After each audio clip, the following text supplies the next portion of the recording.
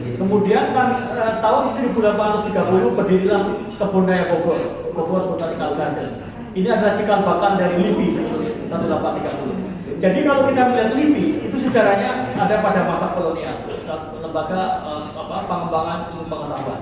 Memang topik-topik pengetahuan biasanya tidak menarik ya. Jadi teman-teman di sini belum tertarik isu politik, pilkada dan pemilu ya. Jadi saya kenapa ya baru ini ya. Tapi lebih baik nggak apa-apa kita coba buat menarik ya. Yang ketiga adalah tahun 56 berdirinya Majelis Ilmu Pengetahuan Indonesia atau MIPI.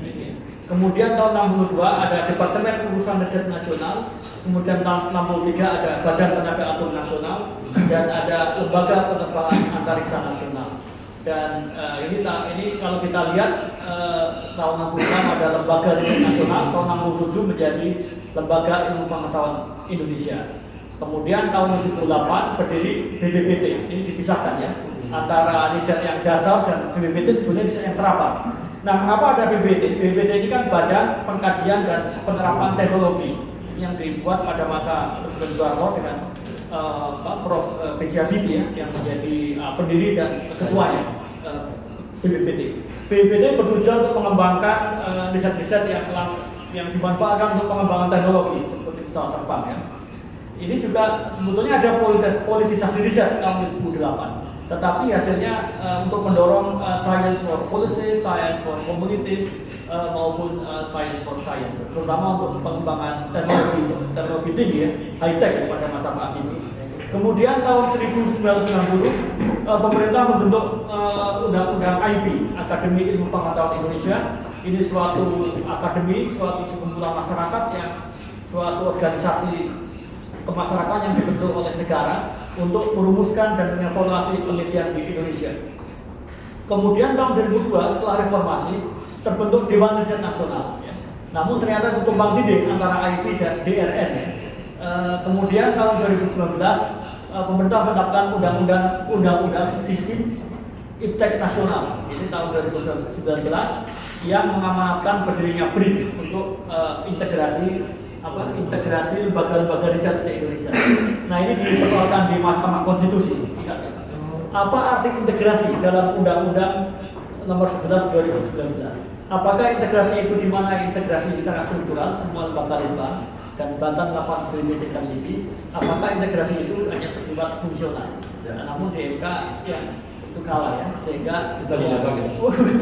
Yang diakui adalah undang-undang integrasi itu bersifat struktural.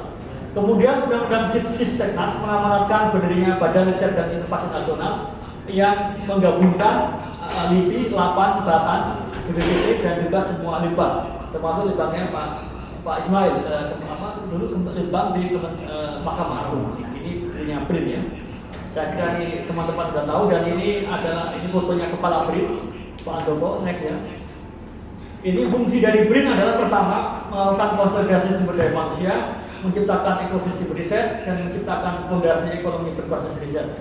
Kemudian melakukan transformasi proses bisnis dan manajemen riset, refocusing pada riset dan fasilitasi dan enabler industri nasional. Ini ada beberapa target ya. Intinya BRIN ini mengkoordinasikan, mengintegrasikan semua kegiatan riset di Indonesia. Kemudian menciptakan ekosistem riset berstandar global. Kemudian mengkonsolidasi sumber daya manusia. Ya. Kita menggabungkan seluruh peneliti dalam satu lembaga BRIN. Sekarang kita punya berapa? 15.000 staf ya, 12.000 peneliti. Jadi saya dan Pak Ismail kedua dari 12.000 orang peneliti. Kalau dulu itu cuma mungkin 3.000 orang. Penelitinya nggak banyak sekarang. Namun ya semua ditumpuk di di Jakarta dan di Serpong dan di Bandung. Ini ya. Kemudian juga ada Dewan Pengarah BRIN yang bertugas untuk memberikan arahan dan masukan yang diketuai oleh Ibu Megawati Soekarno Putri, dan ada beberapa anggota yang lain. Nah, semua itu sudah saya tulis di dalam buku The National Research and Innovation Agency BRIN, A New Arrangement for Research in Indonesia, yang diterbitkan oleh ISIAS. Saya Cahyon, Pak Bu Lilis Mulyani dan Pak Ahmad Najiburani. Beliau baru saja menjadi dirjen di Kementerian Kemendikti Saintek, Dirjen Saintek. Dulu sebelumnya menjadi kepala URI PSA. kepala kita. Oh iya, kepala kita semua. Baik, lalu kemudian bagaimana tantangan ke depan? Saya kira ada pertama di dalam riset. Saya kira riset umum ini tidak untuk print ya. Adanya hegemonik orientasi kebangsaan ilmu sosial seperti ya ASEAN values, nativism, nepotism dan feudalisme. Saya kira juga ada di lembaga-lembaga banyak di perguruan tinggi, nepotisme, tidak adanya meritokrasi, nilai-nilai feudalisme dan lain-lain. Kemudian yang kedua ada rejim indeksasi Scopus ya. Namun masalahnya sebenarnya saya sepakat dengan rejim indeksasi Scopus, tetapi harus disertai dengan proses. Namun masalahnya tidak ada persiapan untuk menuju ke sana ya.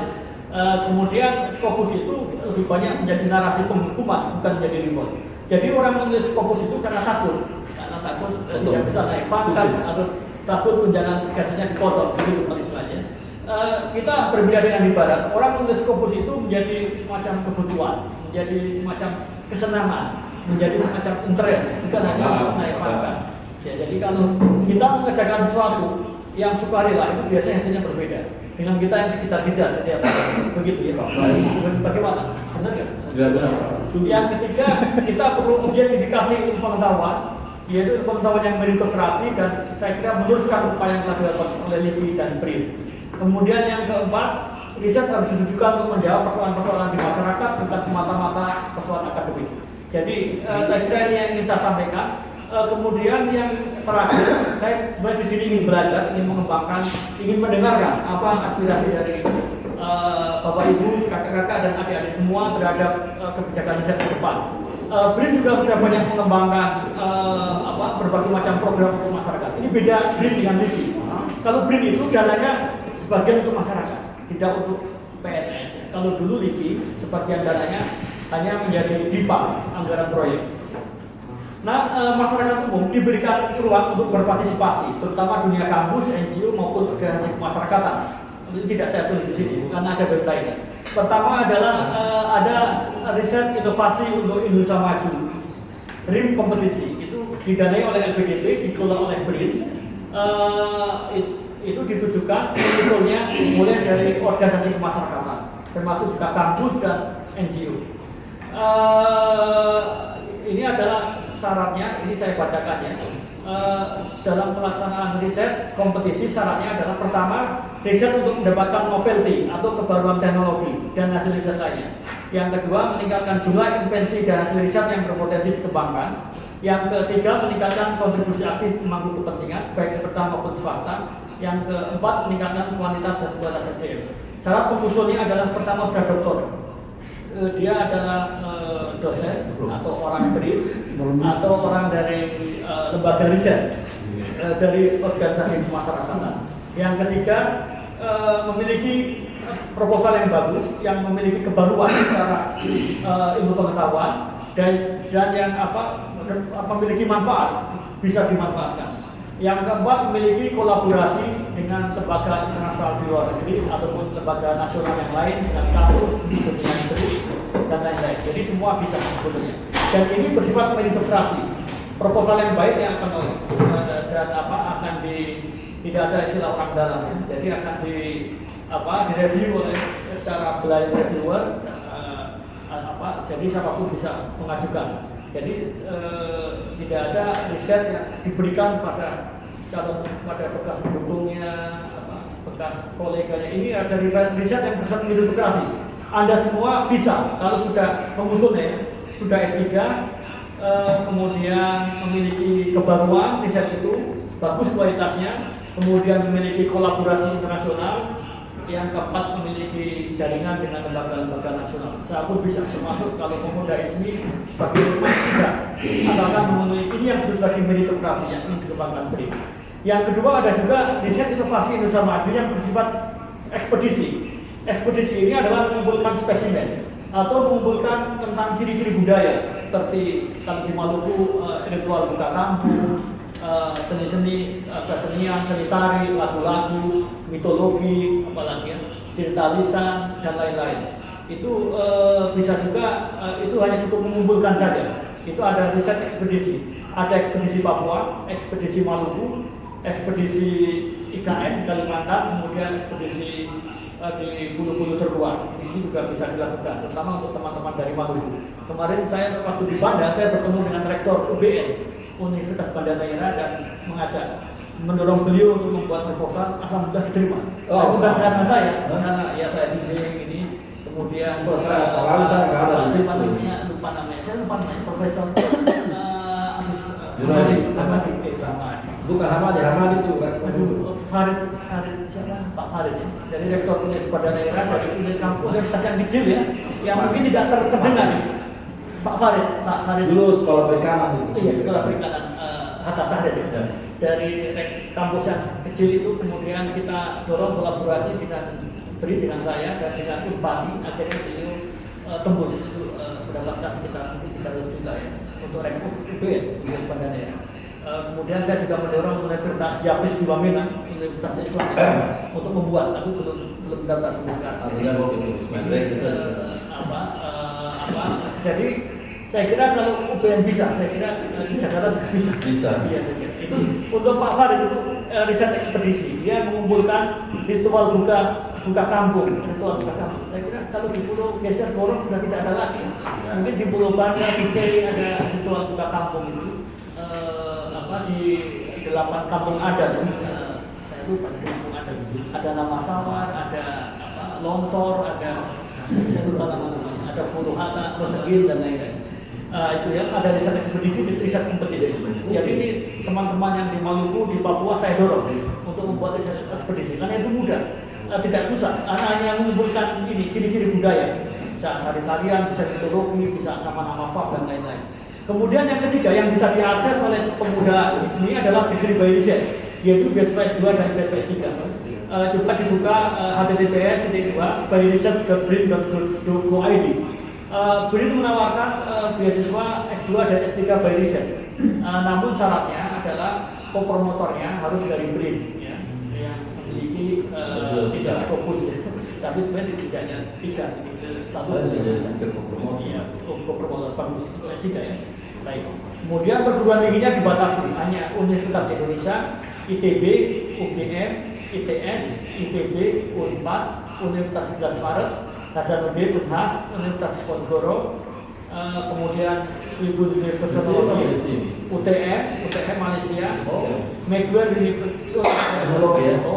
University, Universitas Erlangga, Andalas, Teknisi Universitas Berlin, Universitas Brawijaya, Universitas Twente, Tomsk Polytechnic University, Deakin University, Suranari Universitas Teknologi, USU, Universitas Sumatera Utara, USR, Universitas Sains Malaysia, Universitas Syekh Kuala, dan Universitas Polytechnic de France. Jadi ini adalah program degree by research yang bisa diakses oleh masyarakat, termasuk Anda semua yang dalam ruangan ini. Syaratnya pertama adalah memiliki promotor di perguruan tinggi yang telah saya sebut. Yang kedua memiliki co-promotor dari BRIN.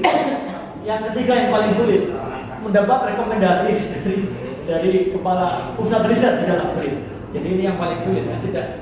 Untuk mendapatkan rekomendasi kita harus melakukan presentasi dan melobi ya. Dan risetnya harus sama dengan riset yang ada di BRIN. Itu masalahnya. Ini ada ini sudah S3 belum? Sudah S3 sebagai proses. Yang lagi proses juga. Nanti yang lagi proses tidak bisa ya. Yang mau daftar? Yang mau mendaftar yang bisa ya. Karena ini program degree by research. Saya kira teman-teman di sini bisa memanfaatkan degree by research untuk S3 maupun S2. Kemudian juga yang ketiga kita punya program apa satu lagi ya, postdoctoral dan visiting fellows. Tapi itu banyak untuk periset dari luar negeri. Artinya BRIN juga menyediakan dana untuk masyarakat dalam rangka meritokrasi. Sekarang tantangan